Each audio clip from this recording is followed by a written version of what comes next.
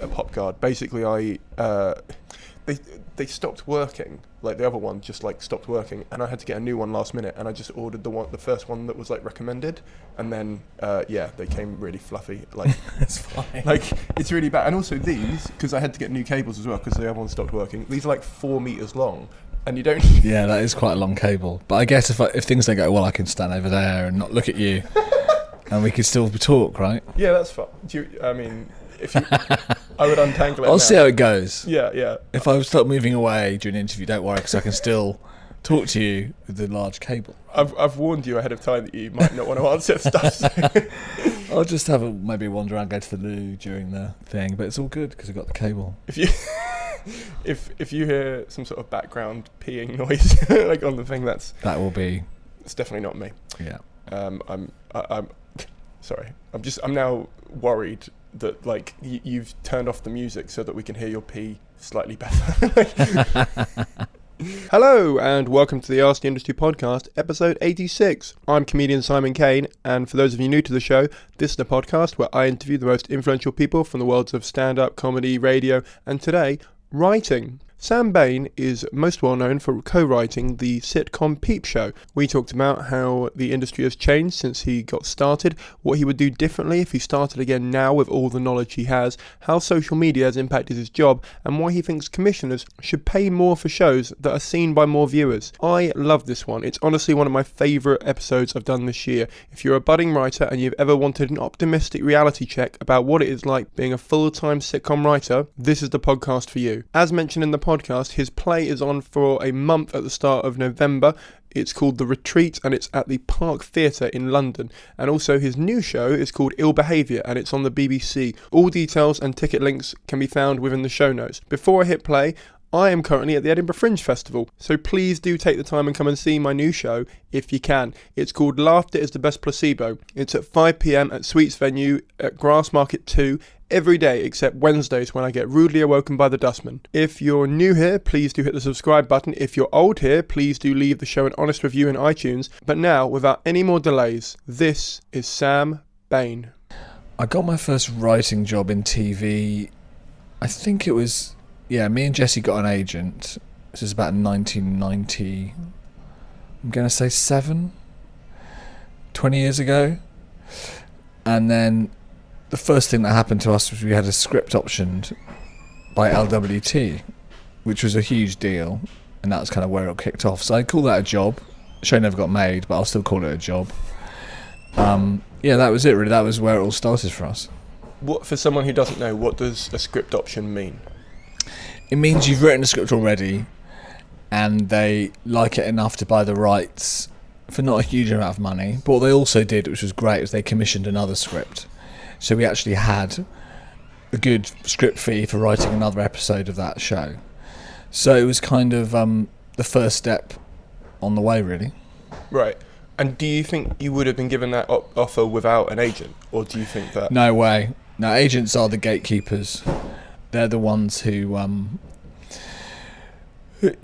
provide a service to the industry of like being the first filter level. And so, yeah, it's a cliche, but as if you want to write, you need to get an agent. You just do, because otherwise no one's going to take you seriously. Unless you're the BBC, where I think they do read a lot of unsolicited scripts. I don't really know, but I think they do with the writer's room and stuff. And they obviously have a public service commitment. No one else does. So if it's an independent commercial company or broadcaster, they've got no obligation to actually read anything. So they're not going to unless it's recommended by an agent. Do you think that's been changed by social media with people building their own audiences, or do you think that's... That's a good question. I do get a lot of videos sent to me on Twitter, like at least one a week. Right. I've never watched any of them.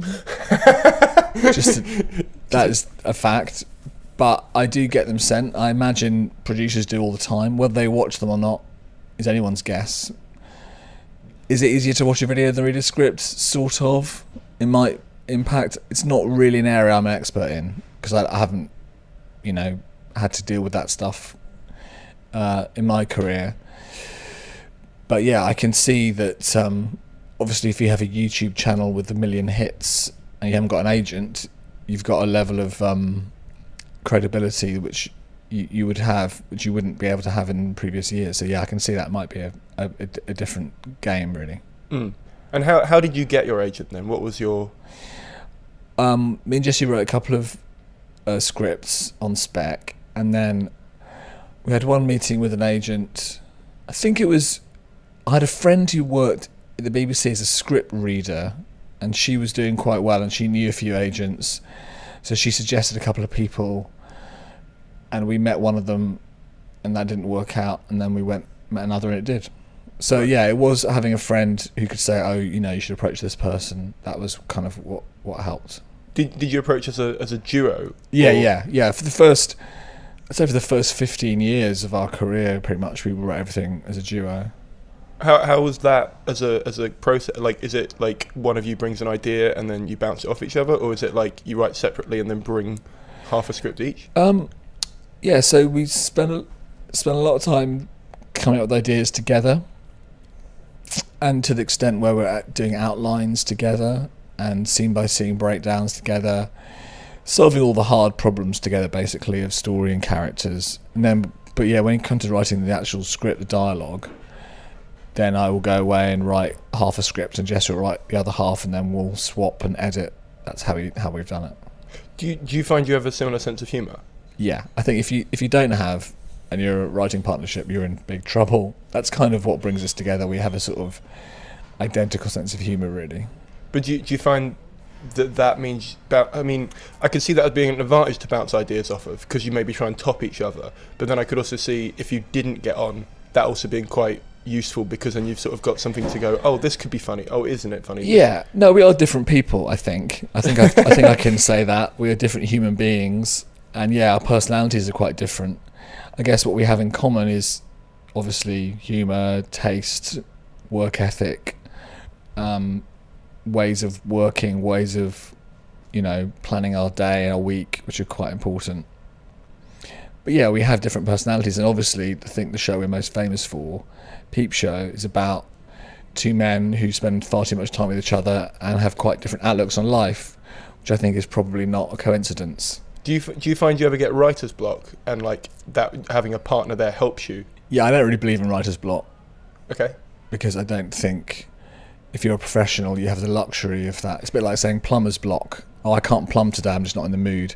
My job is writing, and so I do my job, I think though that writing can be quite challenging and difficult. Anyone who's tried would probably agree. So yes, in that respect, when your morale is low or your ideas are low, you're feeling a bit frazzled or burnt out or blocked in terms of you don't know what to write in this scene, it's massively helpful having a writing partner, because all that stuff can be a lot easier with someone you can chat it over with and meet up and share the highs and the lows. Yeah, I couldn't recommend it more highly, especially for comedy. There's a long tradition of partnerships. And was it like quite organic the way you guys started writing together, or was it? Yeah, we met on a creative writing course at Manchester Uni, and so we kind of were aware of each other's writing and liked it and everything.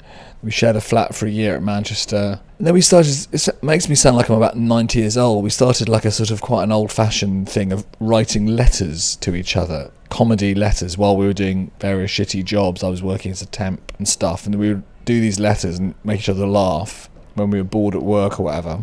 And I think that's what made us think we might write together. Then we sort of sat down and it kind of clicked straight away. How long were you sort of having to have a day job while you were sort of starting to writing TV? Like, how long did it take you to become a full-time writer? Well, I started writing at uni, did 2 years of that. That was 1991. I sort of wrote... I've been writing continuously ever since then, really, 91. But it wasn't until about 97 that we got an agent, and 98 that we started getting some money. But we weren't earning like money you could probably live on for another year or so. So I guess in terms of earning a living full-time as a writer, it probably took me, from when I first started writing my first ever short story, I guess about 7 years, which is pretty quick, I think. But do you think that was because back then there were less channels and less writers, so therefore it was not easier, but like there was just less competition? Or do you think that was luck on your part because you got an agent through knowing how? What would you put that down to? Well, I think me and Jesse were pretty serious from the start. We were both pretty motivated, and we put the hours in and produced some pretty good work pretty quickly, which is relatively unusual. Again, being in a partnership is pretty helpful for that. And yeah, getting an agent, I don't know how to, I feel so old saying all this, but the industry has changed so much since 1997.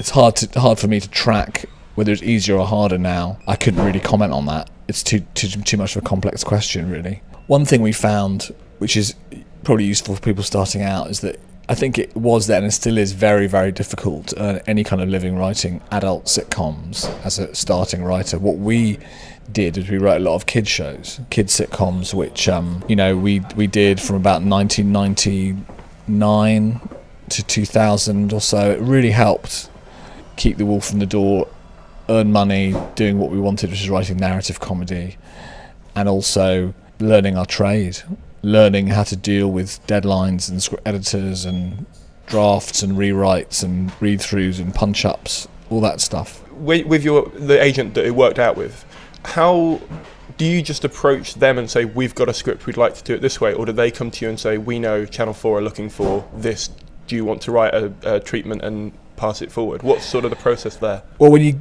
have to send an agent something to start with, but then once you've got an agent and you're going all right, then they might come to you. One of the agent's first jobs is to get you work, basically. So they would hopefully know producers or channels what they're looking for, or you should meet this producer, or I'm going to try and get you to meet this channel.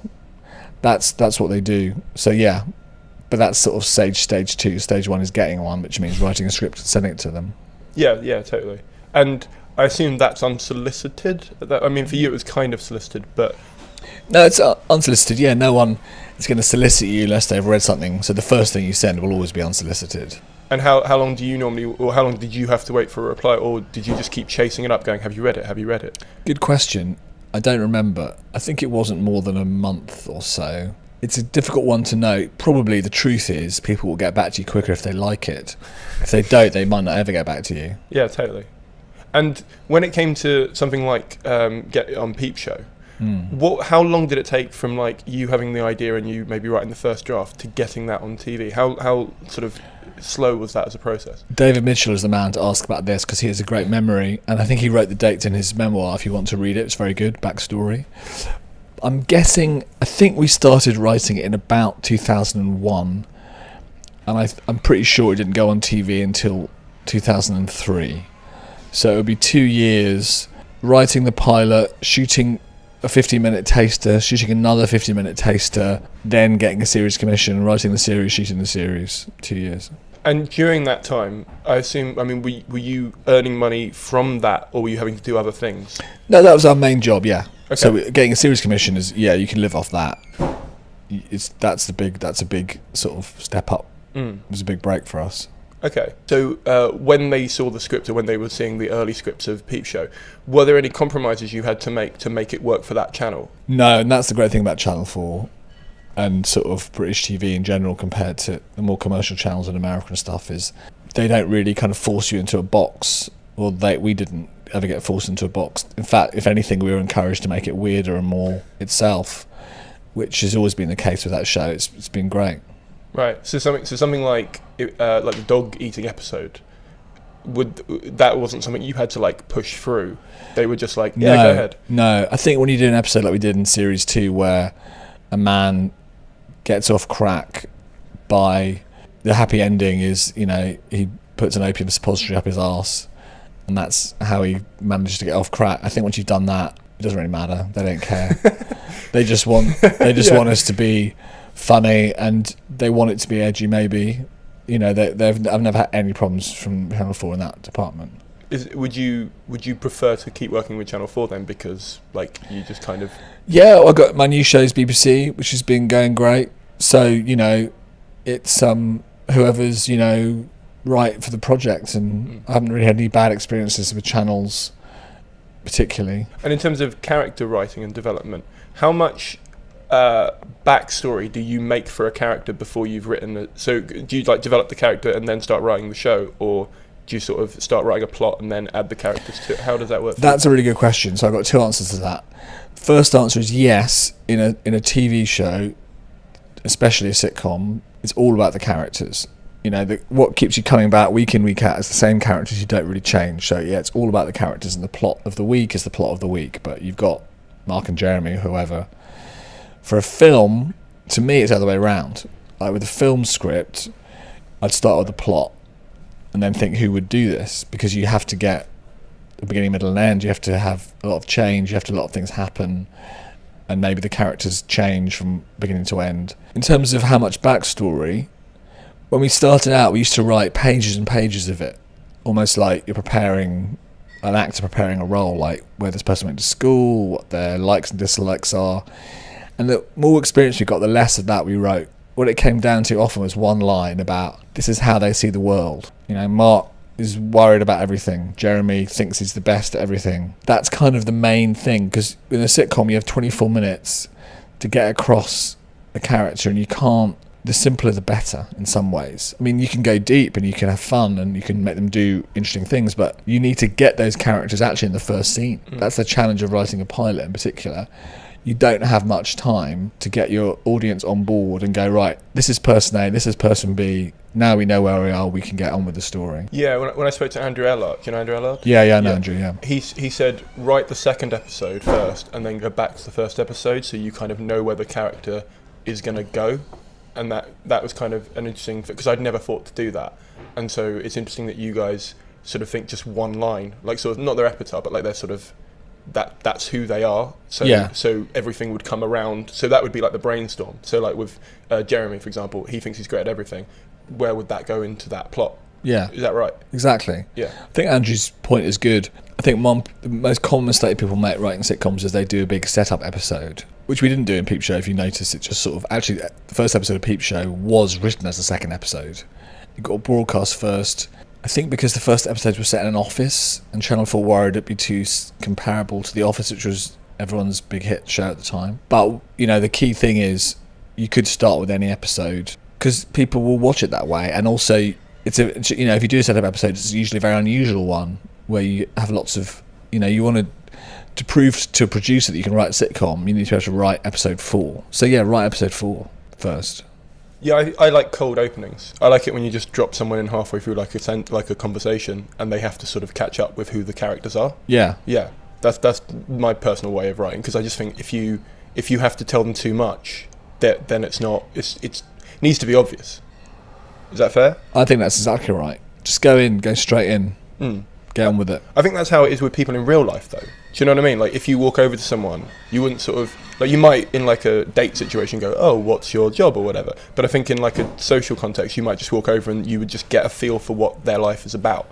And so that feels more natural as well. Yeah, you know, you just want to get going. You know, people get bored easily. There's a lot of choice. They could watch 100 other things.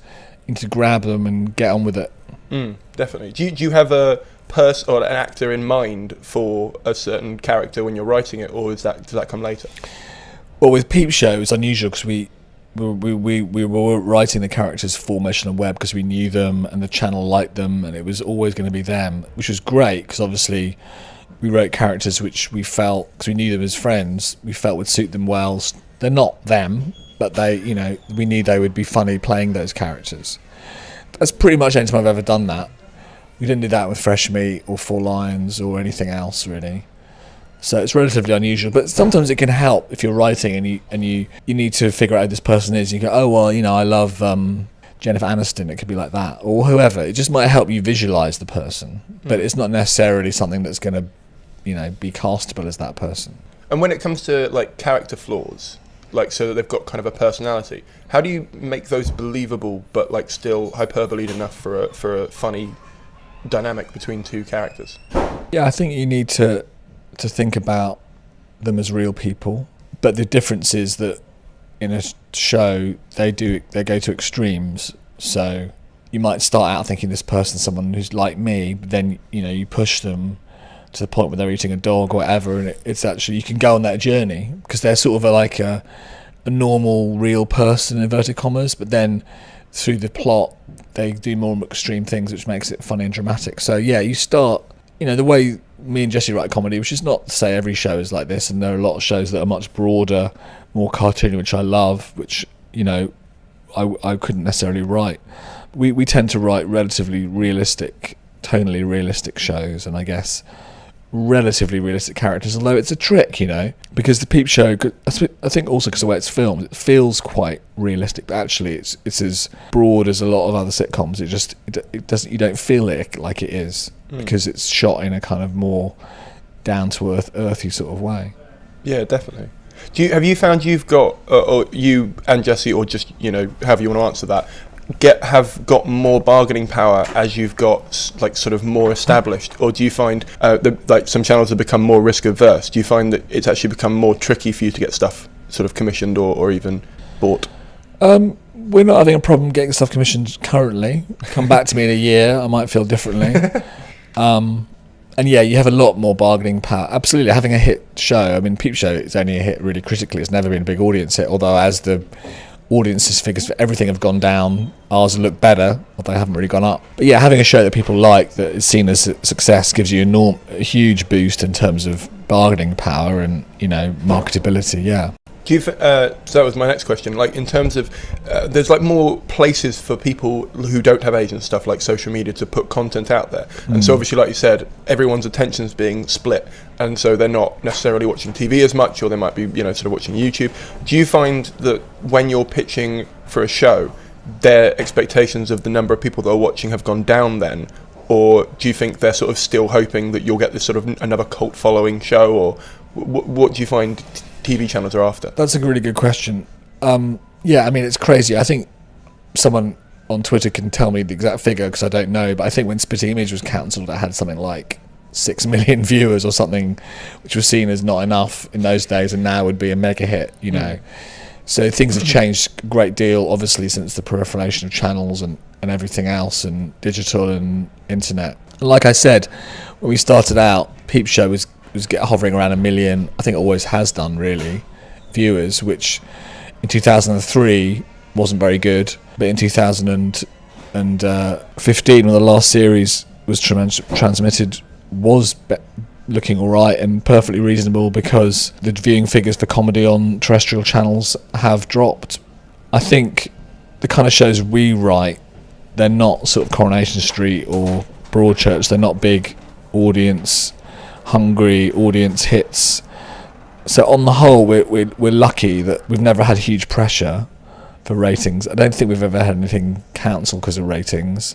If it's seen as good and it's a critical hit, then I think the channel feel like it's probably prestigious for them. It makes them feel like it's a mark of quality, and that gets us through, which is a great position to be in, because then all you have to really worry about is the quality.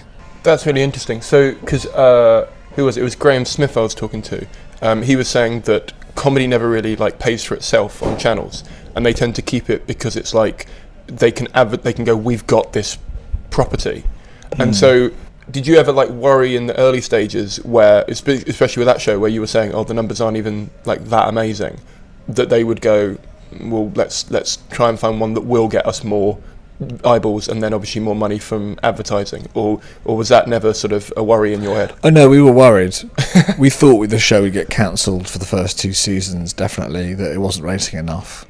I think it was series 3 that for some reason broke through. I think probably because it had been around a while and started to pick up award nominations, and people just sort of cottoned onto it, which obviously, if you've been around 3 series, you're going to have more viewers, people who've seen it. But it wasn't until after series 3, and then we won a BAFTA in series 4, that's when we started to feel really secure.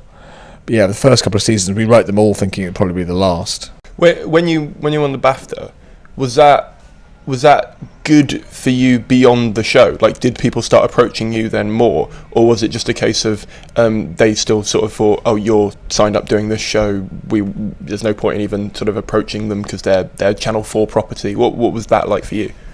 I think it was good for us, in every way, really. It made us, people sort of saw it as a market quality. It helped us negotiate with the channel. I remember around that time there was a schedule clash between Peep Show and another show we were writing on BBC One, The Old Guys, and we wanted to push Peep Show by a few months, and the channel were like, no, we want you to deliver it now. And I think pre the BAFTA we might have gone like, oh, we don't have a very strong position, we should probably just give in. But because we just won a BAFTA, we kind of felt like we had a pretty strong hand in the poker game. So we just said no, and we got our way, which I think is probably the best reason, the best, most useful way to use awards is kind of as a negotiating chip in the poker game.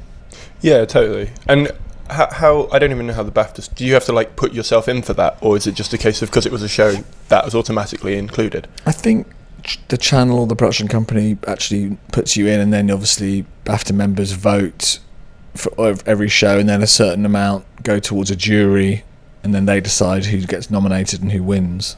Okay. That's pretty cool, though. When you are sending your scripts in to place, I mean, when your agent is sending your script off to somewhere else, do they send it to a production company, or do they send it straight to the channel? Production company, unless it's the BBC in-house, which they can do their own shows. But Channel 4, everything's through a production company. Okay, and do you get any say in that? Like, well, now we do, because we know everyone, and we kind of find our own work and make our own connections. And actually, me and Jesse are setting up a production company of our own right now. But yeah, when we start out, you're very much in the hands of your agent. You're relying on them to know who the best people are, because you don't know anyone.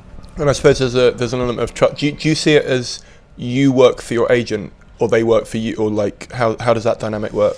That's a good question. I think probably some agents feel like you work for them, but the truth is that obviously they work for you. You're paying them. And people can have funny relationships with agents, you know. Leaving agents can be a trauma on both sides, and people can feel a sort of weird sense of guilt or responsibility towards an agent. Oh, I can't leave this person, you know, or they feel they should do what their agent tell them, even though they're working for them. It can be quite interesting, the dynamic between people. We have a great agent and a great relationship with our agent, but it's not always quite that simple.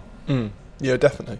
And you're on social media. And how have you found that the immediacy of feedback from people watching your shows has impacted maybe your writing process or the actual production process? Yeah, I'm on Twitter, and I do tend to watch Twitter when shows go out. And I love it, you know, because one of the big weird things about TV is that in the old days you just watch it go out and then that's it. You don't really know. It's not the opposite of a gig where you kind of see your audience reaction. You don't have any reaction.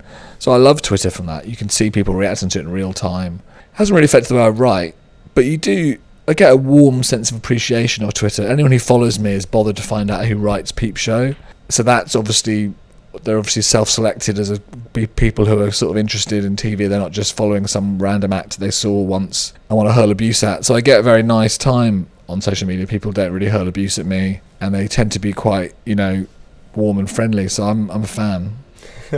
Would you say your relationship with social media is helpful as a writer in terms of when you put something out, you find people kind of, because like you said, they've invested in you as the writer rather than the star of the show. So do you find if you wanted to put something out like a blog or something, they're going to almost certainly, or there's going to be a percentage of people that will almost certainly read it? Yeah, I do. I've written a couple of blog things, and I tweet links to articles or interviews and stuff. So that's nice, and you can also self-promote and tell people when things are going to be on. Like, I've got a play coming on in November at the Park Theatre, and people are already buying tickets because me and Kathy Burke, the director, have been tweeting about it. So that's nice. Yeah, it's really not much of a downside. The only downside is it's quite distracting if you're trying to work Twitter and Facebook, but that's true of the internet in general. So yeah, particularly Facebook. If you were to go back like to 20 years ago, were there any jobs that you took that you regretted taking? That's a great question. Not really regret, because every job I took was a job that wasn't working in a video shop or an office. You know, it was about being plugged into the industry and finding out. We did some weird jobs, like writing on the show Techno Games, which was like a Robot Wars spin-off that wasn't, for legal reasons, allowed to be called the Robot Olympics. We wrote on The Big Breakfast, which I didn't enjoy at all, but it was a good way to earn money and meet people and learn about the industry. And we wrote on the Jack Doherty show, the chat show, which was really fun. Those, you know, we did some links for clip shows and the odd game show and stuff, which I would never do now, but I don't regret them, because they all teach you stuff, and you meet weird people and you go to interesting places, and it's a lot better than an average job, basically. Well, if I were to reverse that question there, were there any jobs that you didn't take that you now regret turning down? The only one is Flight of the Conchords, because we were like offered to go to LA to help Brett and Jermaine and James Bobin, the director, create that show. But Peep Show, I think the series 4 had just been commissioned. No, it got commissioned about a week before we were going to go, so we couldn't go. But I think now I would probably say, well, we're going to take a few months off to write Flight of the Conchords and then we'll do Peep Show. But then we didn't have quite that sort of self-confidence. Yeah. So if we were to say today was the first day you and Jesse are meeting up to work on an idea that you've had for a show, how long into the process of trying to get it made would you go before you go, this isn't a good idea, or no one likes this idea, no one wants to buy this idea? Like, what point do you go, let's give up on that? Yeah, sometimes you'd give up sort of just between yourselves, but on the whole we didn't do that. We usually waited to see what producers thought or felt. And you have to be pretty dogged, because no one really knows if anything's good. It's all a matter of opinion. But yeah, if a show's getting persistently turned down, and the thing about British TV, it's not like America, there's only a few places to shop it around, 3 main channels or whatever, so it doesn't take that long to figure out if it's no good. But the reverse of that in my head would be the channels are looking for something specific at different times. So for example, if they've got, like you said, they've got The Office, they might not be interested in another sitcom about an office. Yours might be amazing, but they've already got one. So how do you, does an agent help with that, or do you help each other sort of work out, this is why they're not buying it now, let's shelf it and come back to it? Or do you just go, actually let's scrap it and let's find another idea? Yeah, producers should help with that. Producers should be able to tell you no one's buying shows that are like about this or that. But on the whole, I think people overstate that. Like when we did Babylon, which is like a comedy drama about the police, they commissioned No Offence, like I think in the same year, which is a comedy drama about the police. I think that if a show is good enough, it will probably get through that issue.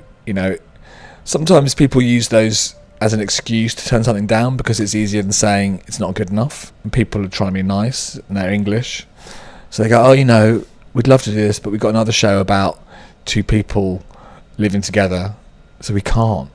What they really mean is it's not good enough, so it can be a bit of a diversion, I think. Do you find your feedback gets more honest or less honest the more you know the person that you're getting the feedback from?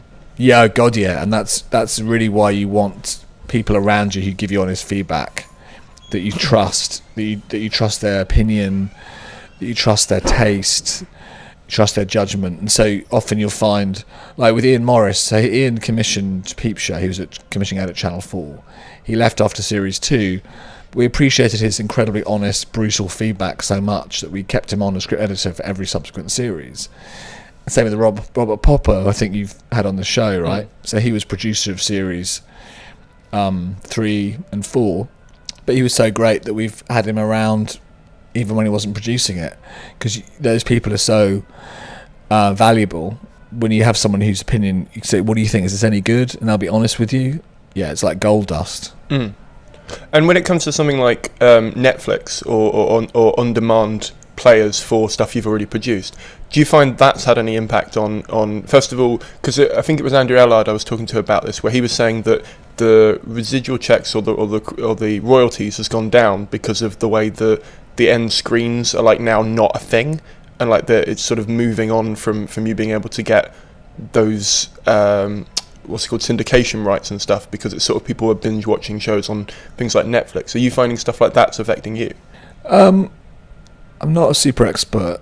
We do get money when stuff goes on Hulu or Netflix. It's not as much money as you get for a BBC One repeat, but then we've never really done a BBC One show that gets repeated. You get some money for things on London Live and E4, which Peep Show's been on. It's not as much as if it was on the main channel, but then obviously it's more than nothing, which is what you would have got before when there was only 3 channels. So swings and roundabouts, really.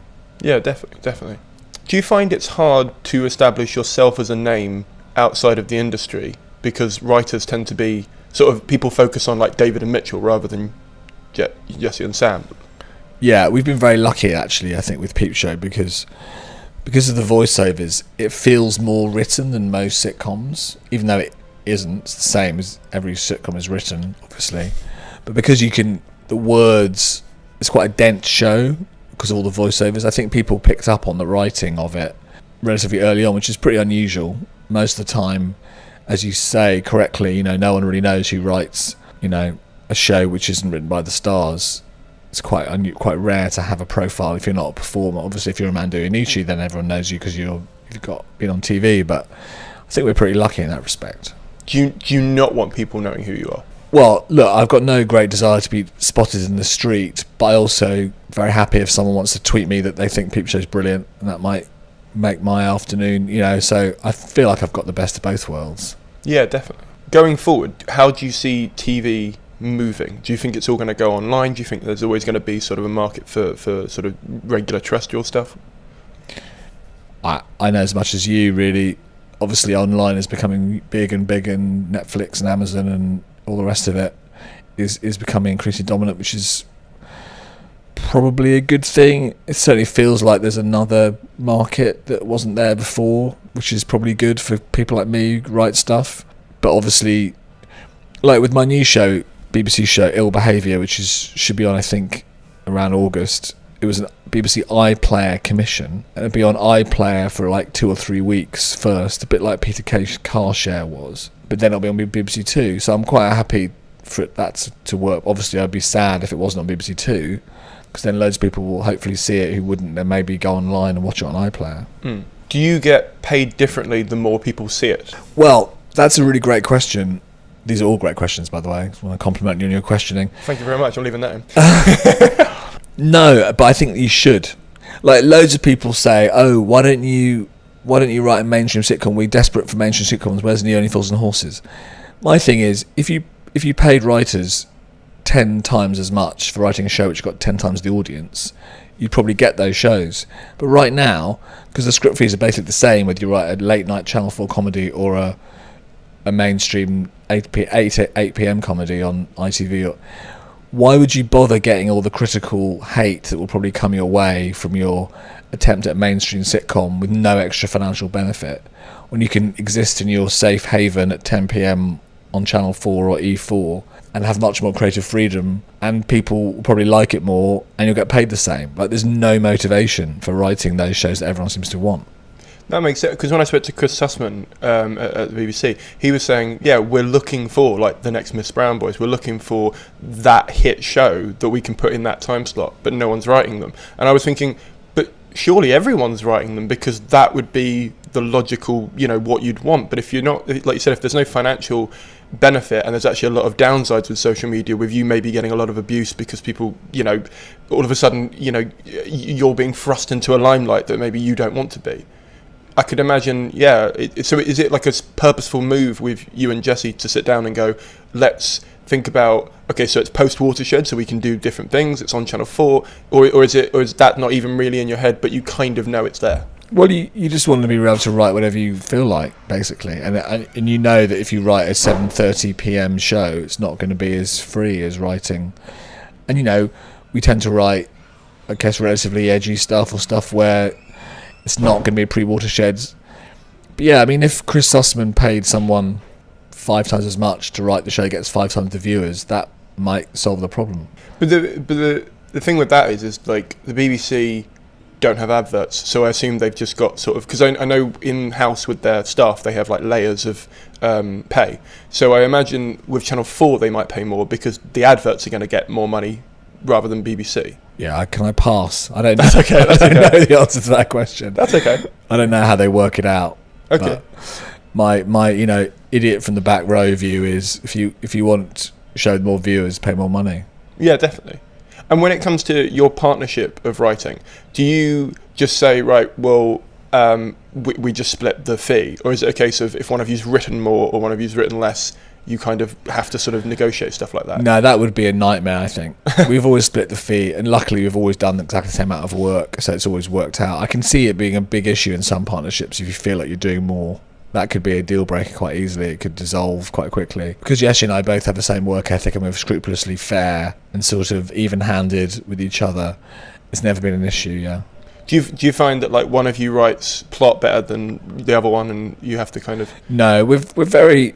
we've obviously doing a lot more stuff solo now. We are, I think we write decent stuff solo as well. So we sort of have the same skill set, which makes us a good blend, because there's no one who's sort of like carrying more of the burden of the story or the script, really. Do you prefer writing on your own or with a... Well, it's very different. I think the highs are higher and the lows are lower on your own. If something's going really badly, there's no one to blame but yourself, and you feel kind of shitty. If it's going really well, there's no one to thank but yourself, and you feel kind of amazing. Whereas in a partnership, the stuff you write is probably less personal. It's going to be less from the heart to a degree. Like, we don't really write drama together because you need a bit more emotional investment in drama, I think, to write good drama. But the benefits is obvious, which is it's really fun, it's really social, you have a lot of laughter in your day. I don't laugh so much, so I'm sitting on my own as I do with Jesse. But maybe you don't feel quite the sense of ownership and satisfaction that you do when you see something that you've done completely on your own. So let's say if we took you back to 20 years ago when you started, how did you know what was going to be funny on paper and in real life? And then in the edit? Well, that's again where a partner comes in. Okay. Because if you say something to someone and they laugh, then you've got a much better idea whether it's funny than if you just say it to yourself and look at it on the paper and go, is that funny? So it's hugely important. He's like the writing partner's like your first audience member, and that's amazing. In terms of what's funny on the day, on the shoot, yeah, you don't know, and you obviously experience is really helpful because you find out what's funny by experience. And in the edit, again, edit's easy because it's trial and error. You can change things around. With the shoot, it's a bit more stressful because you've got one chance to get the scene right, and you won't be able to reshoot it probably, or sometimes you can. But yeah, it's just experience and learning from doing, really. Yeah. And what advice would you give someone who is writing on their own to kind of understand something that, yeah, that's really funny written down, but not going to be funny in real life? Well, sometimes jokes can seem written. That can be a good indicator of when it won't. If it feels like it's coming from the writer rather than the character. If the writer's come up with a brilliant line, they think it's a sparkling joke and it doesn't really fit in the character's mouth, that will get cut. It won't work. Also, you can't really stop thinking about visual stuff. Visual jokes just count for so much more than dialogue jokes, TV. And if you keep thinking visually, it really does help, because often as writers, one has a tendency to think verbally, obviously, because you're a writer. But, the bits that people mention, when they did like a top 10 scenes in Peep Show list in some magazine, most of them were like visual gags or stunts or stuff, which I think says it all, really.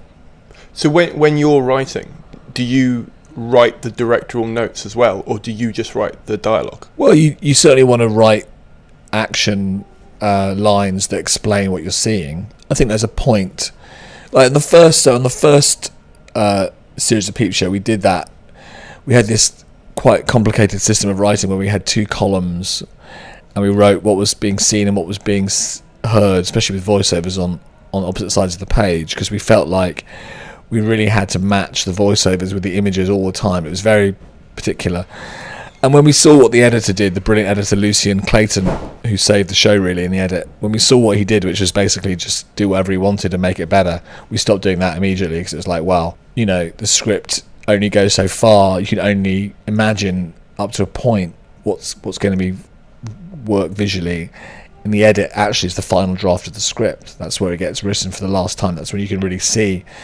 And in Peep Show, we do a lot of writing in the edit, because obviously with voiceovers, you can write and record them endlessly. So it becomes almost like an animated show where you can sort of fit the words precisely to what you're seeing, which I think really helps, because then the show feels really tight and sort of shrink wrapped, and it's all very, particular to every moment's been, tweaked or polished. You don't just have to put up with what you've shot. You can actually change it in the edit quite easily. Yeah, I can see why that's. I know what you're saying about visually, because I think my sort of I don't know how to say this without it's coming off weird, so bear with me. But I find the medium is the thing you've got to write for, as well as the channel. So the most interesting part for me is when people take something from like a TV show, so like being on a TV, to putting it online, and how people they're watching it differently. So like they're nearer the screen, they're like maybe got a tab open and doing something else, so they're not quite watching it, but they are watching it. And is that something that like you think about when you're kind of like to keep their attention? Because even though you're going to get the hit of the watch, do you ever like sort of think, we've got to actually really make this so they're not sort of tweeting at the same time, or they're not trying to look up what that actor's done as well? Put your phones down, guys. Watch the show. come on, relax. It's a good chance just to enjoy a TV show. Just chill. That's all I'd say to people. Just watch it. It's okay. Did you? I don't know if you saw this, but there was a really good article on The Drum about Psychoville and how no one tweets during it, but there's like a spike the minute it finishes because everyone's just sort of like consumed by it. That's not true. There are people tweet during that show. Well, no, but like on the numbers of how many people normally tweet like during TV shows, it's so much lower than like a regular show because it's such one of those. Because Reese has told them off if they do it. Probably, yeah. I don't care. You can tweet as long as it's praise. Don't tweet abuse during or after the show, but you can tweet praise whenever you want. My day job, I write jokes for Twitter. And like for different brands and for channels and things. And when I can't say what channel I was working for, but it was a Sky channel essentially. And at one point I got into a really big argument with them because they wanted the hashtag to trend during the show, and I said, but then they won't be watching the show. And they were like, yeah, but then we know they're watching it. And I was like, but they're definitely not, because you're trying to make that happen. And I wondered whether you'd ever had discussions like that with channels where, like, can you tweet hashtag watch Peep Show now or hashtag fresh meat to try and get people talking to you during it? Well, yeah. I mean, we've done Twitter Q&As and stuff before the show, but obviously not during. Yeah, I mean, on the whole, people tweet during the interval. I mean, the adverts. What am I talking about? Or before or after the show. But yeah, I guess, it'd be nice if people just watched it. But frankly, I'm not their dad. They can do what they want. Fair enough. I was going to ask really quickly, before I go to the last few questions, what are the things you're working on? Do you want to talk about something going forward? Oh, yeah, so Ill Behaviour, which is coming out, I think, in August, not quite sure, BBC Two. This episode will be coming out in August, so... Yeah, it's a series. Okay. It's a so Ill Behaviour is a 3-hour comedy drama, which we've done with Ian Morris and Damon Beasley at Fudge Park, who made The In-Betweeners, and it'll be on BBC iPlayer, BBC Two. And it's got some cool people in it like Chris Gere and Lizzie Kaplan, Tom Riley, Jessica Regan. And then I've got my first play coming on at the Park Theatre in Finsbury Park in November. It's Kathy Burke directing, so tickets are on sale for that. It'll be on for a month. How are you finding writing for a live medium play versus TV? Come back to me in November. I haven't done it yet. Okay. I've got the script. We haven't got actors or rehearsed yet, but Kathy's amazing, so I'm looking forward to that. Okay. How did the 3-part thing come along? Was it designed that way, or was it? Well, no. Originally, it was a feature. It's like a 90-minute feature. Okay. But I couldn't get it away. We couldn't get it made. So Ian and Damon, who I like and trust a lot, and they're brilliant, they sort of convinced me to do it as a 3-part miniseries instead. And then Shane Allen, who's head of comedy at BBC, he was into it. So I think it worked out for the best in the end. How was that? Because obviously all those names are really big in terms of writing and in terms of like sort of their status within the industry. So was that quite easy to get? Because it sounds like it wasn't easy to get through as a chunk, but it was easy to get through when you sort of adapted it. Yeah, I mean, our names. Shane obviously was around with the In-Betweeners movie, and he commissioned 3 series of Peep Show, so he's like, on our team. So obviously it massively helps if he gets a script with my name on it, Ian and Damon's name on it. He's going to read it quickly, which he did, and luckily he's well disposed to it. So yeah, it's incredibly helpful. Whereas film is a little bit more, my name certainly doesn't mean as much. Ian and Damon's do because of the In-Betweeners movies, but it's just a little bit harder to get those people to really kind of say yes, basically. Would it have cost them any more or less to make it as a 90-minute thing rather than 3 30-minute things? Well, I'm guessing it costs more to make it as 3:30 because it's 3 60-minute. Oh, sorry. Yeah. Because it's 3 hours long, it's twice as long, but I would imagine so. But, TV there's more money sloshing around. People have budgets they need to spend. Film, everything's a bit of a kind of one-off. That's interesting, because I'd imagine it'd be the other way around, because when you hear this film has, X million as a budget, and then you hear, a sitcom costs, 200 to 500, whatever, like for a half-hour thing, you sort of, if you extrapolate that to a 90-minute thing, it doesn't come to... Yeah, but this was a drama, really, because it's an hour-long format, so it's more of a drama with jokes, and it's got stunts, and it's got action sequences, it's got a bit more scale than a sitcom. Okay. So I think the budget was decent. Was there any, changes you had to make based on budget that you couldn't make happen? No, but Ian was brilliant, because we did have I won't give anything away, we did have a big stunt in the last episode, which there was some pressure on, but Ian was like, no, we need to do it the way it's scripted, it'd be much funnier, and he was right, and that was great. That's called great producing, really, when someone knows what's important and fights for it. Because it's hard for me to go, no, you need to pay for this. You know, it's much easier for him as the producer to go, no, we need to divert money from this to this because it's more important. That I really appreciated that. Was that the first time you'd worked together on a project, or was that? Well, no, he's been involved in every series of Peep Show. Okay. But it's the first time I worked with him as a kind of producer. This is his company that made it. Okay. And I assume working together in Peep Show, there was an element of trust that had sort of been built up. Yeah, absolutely. Which is why I took the project to him first, and I think it's worked out very well because we just have a very honest relationship, and I've got a lot of respect for him creatively. And, you know, there's a real familiarity there. You can be honest with each other, you can trust each other, which is so important, especially on a first series, because obviously it's a first series, it's a one-off. There's so many things to get right that you don't have a second chance over. Someone who's got your back, who when you go, is this going to work, is this any good, they can tell you, you can trust them. It's just so valuable. Definitely. Yeah, it sounds, the more I talk to people who've been going quite a long time, the more I realise they're sort of, there's a really good statistic I like, that's you're the average of the 5 people you hang out with most. And I like the fact that sort of people kind of, without even thinking about it, are gravitating towards that, where they're going, you know what, I know this person, I like this person, it doesn't matter that there might be someone better out there for the job, I trust that person, so it doesn't even matter that there is a better person, it's just the trust element's more to me than... It's a shorthand as well, you know, with a first series or a one-off, you meet someone for an hour, producer, director, whatever, and you go, okay, they seem great. You don't know if they're a psycho or not until week 2 when you're in the trenches and you go, oh my God, this person's totally mad. Because what can you tell after an hour meeting someone? Everyone's got their best face on. Whereas if you know someone well, then you know that, okay, well, we'll be all right. Or I know what their strengths and weaknesses are and I can accommodate for that. But if you're just dealing with a whole load of brand new people, it's a huge risk. Are there any parts in a production of a show that you actively have to find, or you actually had to find someone to fill in that you couldn't do? So, like, would you say that producing is something that you had to get someone else to do because you're too close to the script, and so you needed someone to... Well, more directing. I haven't directed yet, and directors, I think I like working with directors when they give you, as you say, a different view, or they think about different stuff.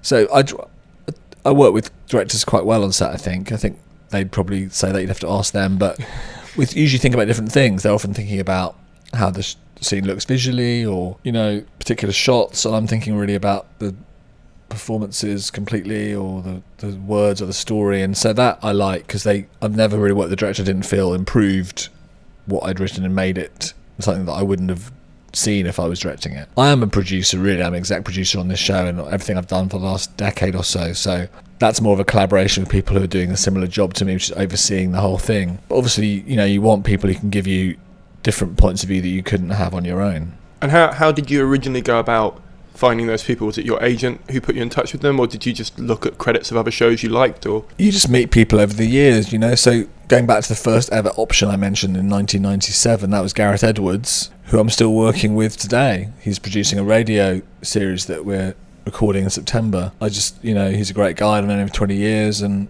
trust him. And Ian I've known for 15 years, and you just meet people, and then if you like them, you hopefully hang on to them. Yeah, makes sense. I think that's the hard part for... I think a lot of people, when they start out, want to work with their idols or the people they've been watching, rather than the people they're moving up with. And I mean, did you ever sort of try and aim for, you know, sort of, like, who's one of your influences as a writer?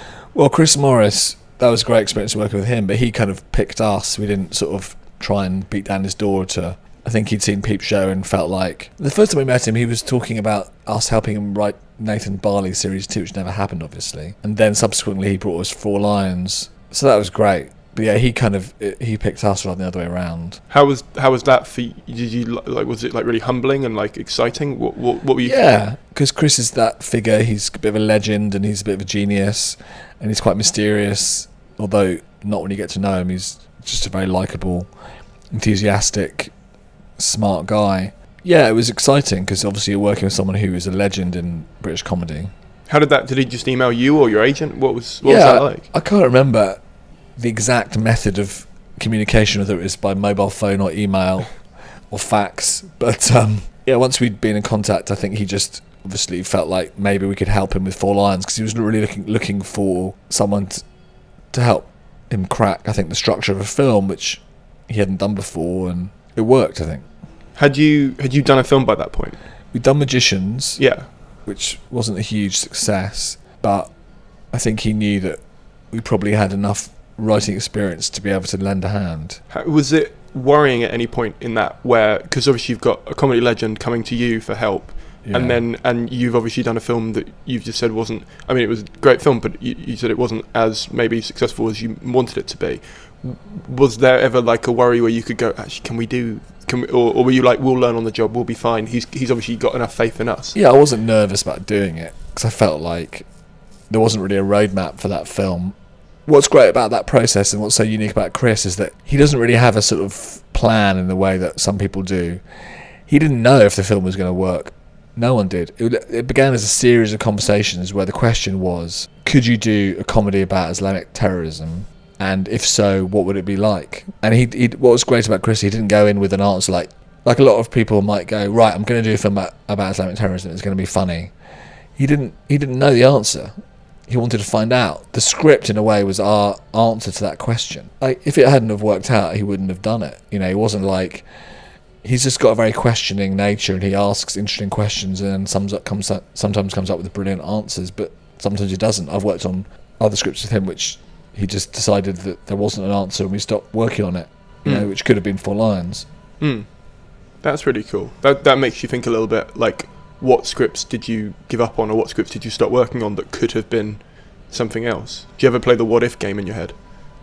No, I think that the script we were working on, that he just decided it wasn't going to work. I don't think about that very much. I think he was probably right. And also with Chris, it's really about his passion. He's going to drive the project, he's going to direct it, so if he's not feeling it, then it's not really worth worrying about. Do you ever deal with, like, or I assume it probably helps having a partner there, but do you ever like deal with anxiety about sort of whether you're going to get another project, whether you're going to like still have a career? And like you joked where you said, oh, talk to me in November at the end of this, you know, like how do you deal with your anxiety of, because I assume it's all freelance and there's no like real job security realistically? No, there isn't. Yeah, I've had my moments. Like, me and Jess have been writing solo stuff for a while now, I guess about 8-9 years, and for most of those years I had about 2 or 3, maybe more, like scripts which I'd written which just weren't going anywhere, one of them being Ill Behaviour. So when that got commissioned last year, that was a big relief, because there's always that fear that it wouldn't happen and that I wouldn't be able to have a solo career. And Jesse got his pilot commissioned about the same week, which was really nice actually, his HBO show. So that was a relief, because yeah, there was a bit of anxiety about, is this ever going to work? Can I cut out on my own? Was it quite organic, the split there? Not the split, but like the you wanting to do something on your own, or him doing something on his own? Yeah, it was pretty much. It sort of started with the thick of it, because I think I actually wrote the first draft, the first episode of the thick of it. And then he came in and did his draft, which completely rewrote mine to the point where there was barely anything left, and he made it a lot better. And he'd worked in Westminster and knew the subject intimately, and he just had a perfect feel for it. And it was an interesting one, because I'd never had that before. We'd always felt like equal work on every script. But with that one, I just had a real sense that I couldn't really offer much, and that actually his voice was so strong and his take on it was so confident that I'd been playing catch up for the whole show, and it didn't feel right. When you're in a partnership, you need to be equal. So I just said, look, you should do this on your own. And he went and finished the script. I think that kicked him off to wanting to do more on his own, which was fine by me, because then I got some time to do stuff on my own as well. And I think it really helped, because when you've been writing for 20 years together, which we have, it's nice to have a bit of a change. And we are writing a script together right now, a film script, but we're also writing more stuff separately, and it's nice to have a variety, really. When you say write on your own, do you literally just mean sat at a computer on your own, or do you have like an office, or do you go into the channel? I have an office at home, study. I often work in my agent's office and meeting rooms and stuff, but usually I'm working at home.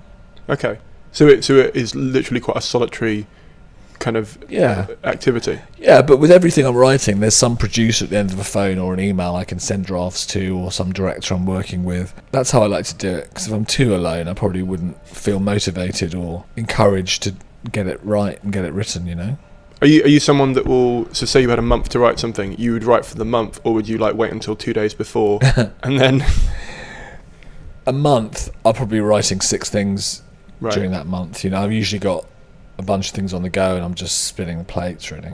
Okay, these are the final quickfire questions I ask everyone. So quickfire for me, you take as long as you like to answer them. What are the best books on writing that you've ever read? William Goldman's Adventures in the Screen Trade and What Lie Did I Tell? Okay. What like? I've not heard that one before. It is the sequel. Oh, it's a sequel. Okay, cool. I'm going to have to look that one up. I keep this one vague on purpose, by the way. What is the best show you've ever seen? Well, I'm going to say Seinfeld just because it was the thing which broke open sitcom to me and Jesse. It was on when we started writing together in 97, and it was like, oh my God, sitcom can be something quite amazing. And as as writers, looking at the way that show was written was sort of revolutionary. Probably influenced us more than anything else. So I'll say that. Okay. A lot of people in the entertainment industry would describe themselves as one way, but their income would describe them another way. How would you... So, for example, some comedians call themselves comedians, but they make more money from, like, TV warm-up or from writing or whatever. Okay. How would you describe yourself if, like, you were writing a CV versus how would your income describe you? I'm a writer and executive producer. I think that would be the same on both. On both. Okay. What is the biggest mistake you've ever made, and how did you overcome it? Wow. The biggest mistake I ever made in my career other than my life? I keep it vague.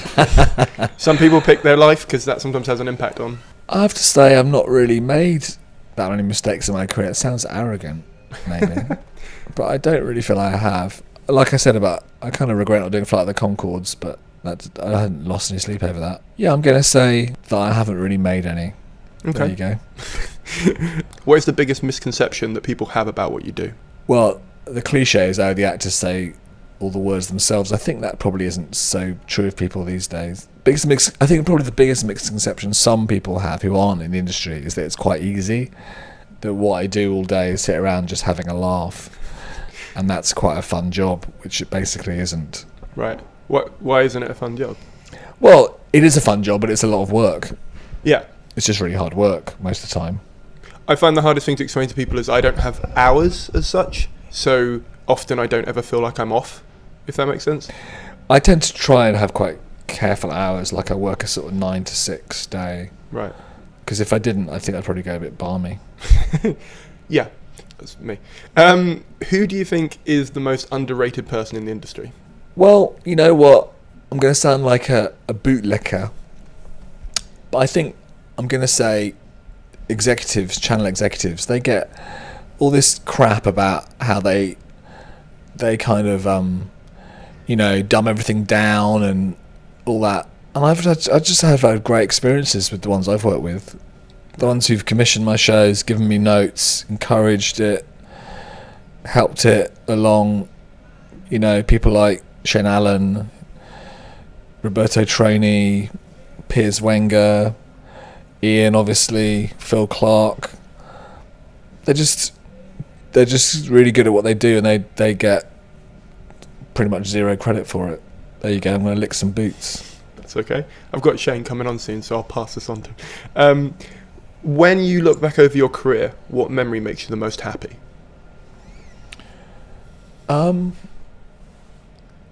Memory. Well, yeah, it's fun winning the BAFTA and stuff.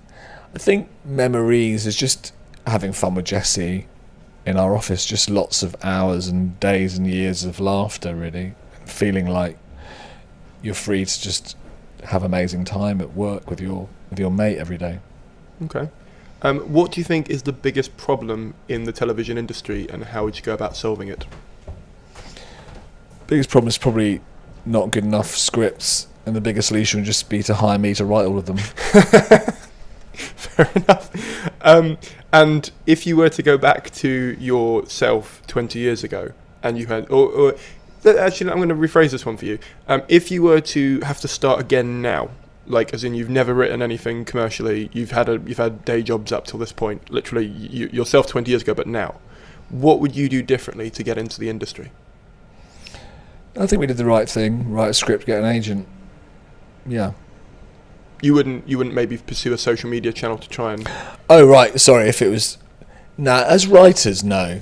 As performers, sure. Directors, yeah. But as writers, it's all on the page, so not really. Okay. I'm gonna add back in this question then, just because I think it'd be a good ending question. If you could go back to 20 years ago, what advice would you give yourself before you'd even written your first short story?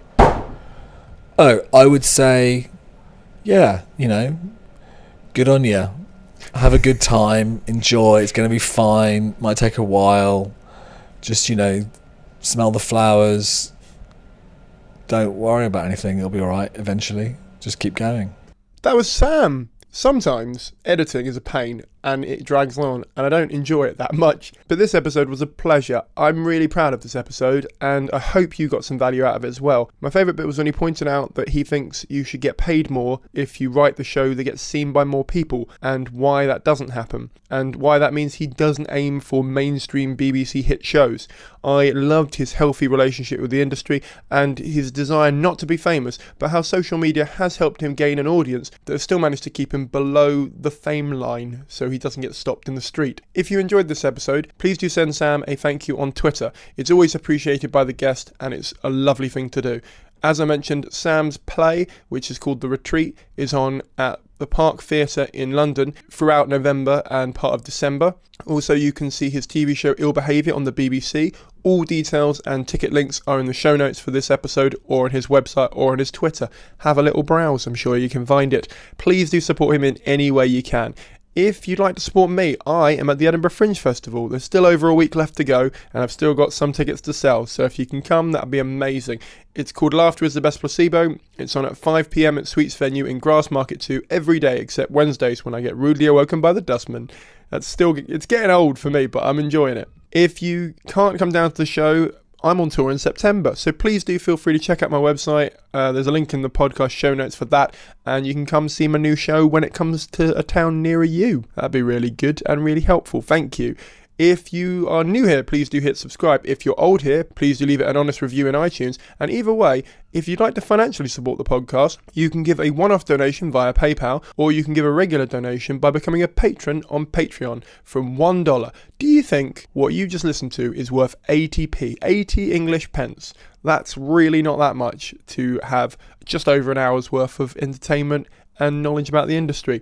If you can afford that twice a month, please do consider becoming a patron. It really helps support and maintain the thing you value if you do. So please consider doing it, because honestly, I really would like to get some more patrons to help this show as it starts to creep into year 3, which is exciting and scary. You can find all the links for these in the show notes, but if you can't afford it, please don't donate. I don't want anyone else going into debt for this show than me. But for now, thank you very much for listening. Thank you very much for sharing, and thank you very much for donating and coming to see my show if you do. I'll see you all in about 15 days' time. Bye!